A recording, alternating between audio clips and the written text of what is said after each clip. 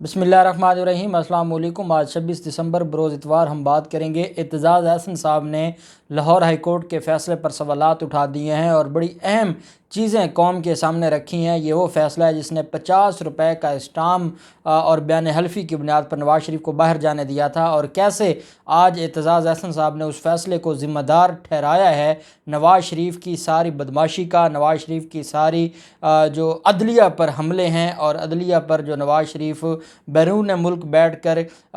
साजिशें कर रहा है अदलिया को बदनाम करने की, उससे पर्दा उठाया है। बड़ी अहम तफसीलात हैं जो मैं आपके साथ शेयर करूंगा। और आप जानते हैं कि एतजाज़ अहसन साहब हमेशा बड़ी नपी तुली और बड़ी अलग एक उनका एक मौक़िफ़ होता है कानून के मुताबिक।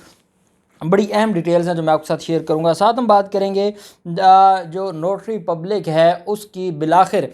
उसकी तरफ से जो स्टेटमेंट है मीडिया को आ गई है, और वो उस बयान हल्फी के हवाले से और उसने ये तस्लीम कर लिया है कि कैसे वो नवाज़ शरीफ के दफ्तर जाके ये सारा मामला करता रहा, और उसने ये भी बताया कि कैसे उसको वो बयान हल्फी पूरा पढ़ने भी ना दिया गया जिसको अटेस्ट करवाया। दूसरी तरफ जो राना सनाउल्लाह हैं वो तस्लीम कर गया, मुस्लिम लीग नून ने तस्लीम कर लिया है कि हाँ जी, नवाज़ शरीफ के दफ्तर में और नवाज़ शरीफ के सामने ये जो बयान हल्फी है ये तैयार हुआ है। उसके ऊपर भी हम बात करेंगे। पहले मैं आपको बताता चलूँ कि वजीह सवाती कत्ल केस में आज मुलजमान को रिमांड के लिए अदालत में पेश किया गया था। ये एक पाकिस्तानी नज़ाद अमेरिकन ख़ातून है और ये अपने बच्चों के साथ पाकिस्तान आई थी, और साबिक शौहर के साथ लेन देन का कोई जायदाद का मामला था जिसकी वजह से ये मामला हुआ। रिजवान हबीब जो कि साबिक शौहर था उसको गिरफ़्तार किया गया था, आज अदालत में पेश किया गया और अदालत ने 3 रोज़ा जिस्मानी रिमांड पर पुलिस कस्टडी में दे दिया मुलज़िम को।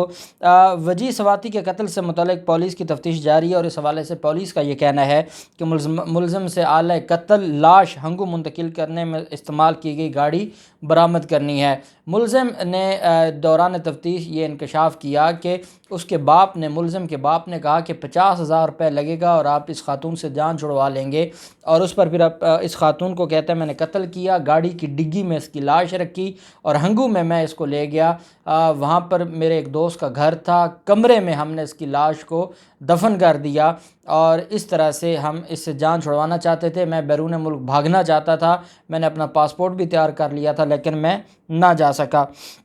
अब पुलिस का ये कहना है अदालत में कि हमने मुलज़िम को गिरफ़्तार किया है, आले कत्ल भी हमने बरामद करना है, और जो गाड़ी लाश की मुंतकिली में इस्तेमाल की गई हमने उसको भी ना सिर्फ गिरफ़्तार करना है बल्कि ना सिर्फ उस गाड़ी को हमने रिकवर करना है बल्कि जो जो बाकी मुलज़मान थे जिसके घर में दफन किया गया, बाप के हवाले से जो स्टेटमेंट आई है उनके हवाले से भी तफ्तीश करनी है। और उसने कहा है कि तेज़ धार आले से उसे कत्ल किया है, और जो मुलज़िम है मुलज़िम ने कहा कि मैंने उसको तेज़ धार आले से कत्ल किया। अब इसमें 3 दिन का रिमांड अदालत ने दिया है और 3 दिन के बाद दोबारा मुलज़िम को जो है वो पेश किया जाएगा कार्रवाई के लिए। दूसरी तरफ जो मामला है वो राना सनाउल्लाह का है। राना सनाउल्लाह ने जो पाकिस्तान मुस्लिम लीग नून पंजाब के सदर हैं वो मरीम नवाज़ के और नवाज़ शरीफ के भी ख़ास आदमी हैं। आज जब सारा दिन ये मामला चलता रहा और ये जो बात है जिसके ऊपर इतनी ज़्यादा तनकीद होती रही, और वो बात ये थी कि नवाज़ शरीफ के सामने उसके दफ्तर में इस्लामाबाद हाई कोर्ट के सिटिंग जजेस पर जो झूठा बयान हल्फी तैयार किया जा रहा था वो नवाज़ शरीफ के सामने किया जाता रहा था, क्योंकि नवाज़ शरीफ इस केस में ख़ुद भी मुजरिम है और उनकी बेटी भी मुजरिमा है और वो असरअंदाज होना चाहते थे। जब ये सवाल पूछा गया तो राना सनाउल्लाह ने कहा क्या हो गया, को क़यामत आ गई? अगर नवाज़ शरीफ के सामने ये तैयार हुआ है तो हमें इसमें कोई एतराज़ नहीं है, और ये कोई बहुत बड़ी बात नहीं है कि नवाज़ शरीफ के सामने बयान हल्फी लिखा गया। बड़ी बात तो ये है कि जो कुछ राना शमीम ने कहा, बड़ी बात ये नहीं है कि नवाज़ शरीफ के दफ्तर में या उसके घर में या उसके सामने तैयार किया गया। ये ऐसी बात नहीं है जिसको हम रिफ्यूज़ करें या जिसको हम रिजेक्ट करें। उन्होंने कहा कि हमें इस बात से कंसर्न नहीं है ये कहाँ तैयार हुआ, हमें इस बात से कंसर्न है कि ये जो मामला है या ये जो बयान हल्फी है वो साबिक जस्टिस साकिब निसार के ऊपर उंगली उठाता है, और साकिब निसार पर जो है वो इल्ज़ाम लगाता है कि साकिब निसार ने हमारे साथ जुल्म किया मुस्लिम लीग नून और नवाज़ शरीफ के साथ। दूसरी तरफ उन्हीं के जो साथी हैं और जो ख़ास आदमी हैं نواز شریف کے عابد شیر علی آج کل وہ بدتمیزی میں وہ ایک ڈگری حاصل کر رہے ہیں لنڈن سے، اور وہاں سے وہ آئے روز پاکستانی قوم کے ساتھ، کسی خاص طبقے کے ساتھ، کسی سیاسی جماعت کے ساتھ بدتمیزی کرتے نظر آتے ہیں، کیونکہ جو تربیت ہے، اور تو کچھ پڑھا نہیں ہے، اور جو تربیت ہے اسی تربیت کی وجہ سے یہ سارا کچھ ہونا تھا۔ اب کیا ہوا کہ اس سارے معاملے پر عابد شیر علی کا یہ کہنا ہے کہ نواز شریف کا اثر اتنا ہے ملکی سیاست پر کہ ایک اشارے نے ہی زلزلہ برپا کر دیا۔ اب پتہ نہیں کس اشارے کی وہ بات کر رہے ہیں، معافی والے اشارے کی بات کر رہے ہیں یا پاؤں پڑنے والے اشارے کی بات کر رہے ہیں، لیکن کہتے ہیں کہ نواز شریف کا اثر اتنا ہے کہ ایک ہی اشارے سے پورے ملک کی سیاست میں زلزلہ برپا ہو جاتا ہے۔ لیکن کیونکہ یہ جھوٹے ہیں اور جھوٹ کا نہ پاؤں ہوتا ہے نہ سر ہوتا ہے، اس وجہ سے ان کو کوئی فرق نہیں پڑتا کہ ان کے خلاف اتنے بڑے ثبوت سامنے آ گئے ہیں، ان کا جھوٹ پکڑا گیا ہے، جس پر یہ 2 گھنٹے کی پریس کانفرنس کرتے تھے وہ پکڑا گیا ہے، تو ان کو نہ شرم ہے نہ حیا ہے۔ دوسری طرف برطانوی سولیسٹر نے جو بیان حلفی کے حوالے سے بڑا انکشاف کیا ہے، اور یہ ایک نیوز پیپر سے گفتگو کرتے ہوئے سولیسٹر چارلس گتھری نے کہا ہے، انکشاف کیا ہے کہ رانا شمیم نے بیان حلفی پر دستخط نواز شریف کے دفتر میں کیے۔ چارلس گتھری کی طرف سے یہ جو کہا گیا ہے کہ یہ جو دستاویزات ہیں، کہتے ہیں کہ میں نے یہ دستاویزات پوری تو نہیں پڑھی تھیں، اور پوری دستاویزات کا میں مطالعہ نہیں کر سکا تھا، کیونکہ وہاں پر ایسی افراتفری تھی، وہ ڈاکومنٹ کبھی کہیں بھیجا جاتا تھا، کبھی وہ واٹس ایپ کسی کو ہو رہا تھا، کبھی کسی کو اس میں چینجنگز ہو رہی تھیں، بیان جو اسٹام ہے اس کو جو بار بار تحریر کیا جا رہا تھا۔ کہتے ہیں میں نے پوری طرح سے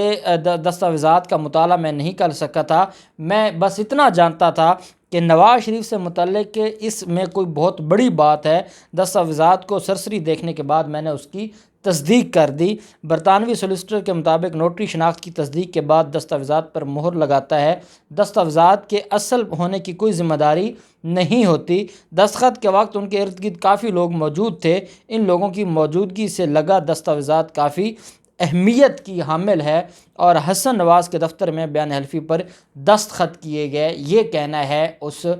چارلس گتھری کا۔ اس کی طرف سے یہ کہا گیا کہ یہ جو سارے کا سارا معاملہ ہے، یہ صرف یہ معاملہ ہے کہ مجھے انہوں نے استعمال کیا، مجھے یہ لے کر گئے، اور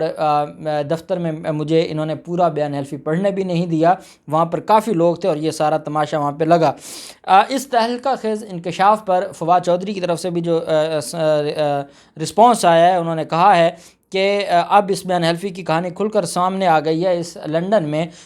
حسن نواز کے دفتر میں بیان حلفی پر دستخط کرائے گئے۔ حسن نواز بیان حلفی صحافی انصار عباسی کو بھیجتے ہیں۔ حسین نواز بیان حلفی اس وقت بھیجتے ہیں جب مریم کی عدالت میں پیشی ہوتی ہے۔ رانا شمیم کے بیان حلفی کی اب کوئی حیثیت نہیں رہ گئی، اور یہ سارے شریف خاندان بھی، رانا شمیم بھی، انصار عباسی بھی، اور جو اس میں ملوث تھا، یہ سارے کے سارے اب پکڑے جائیں گے۔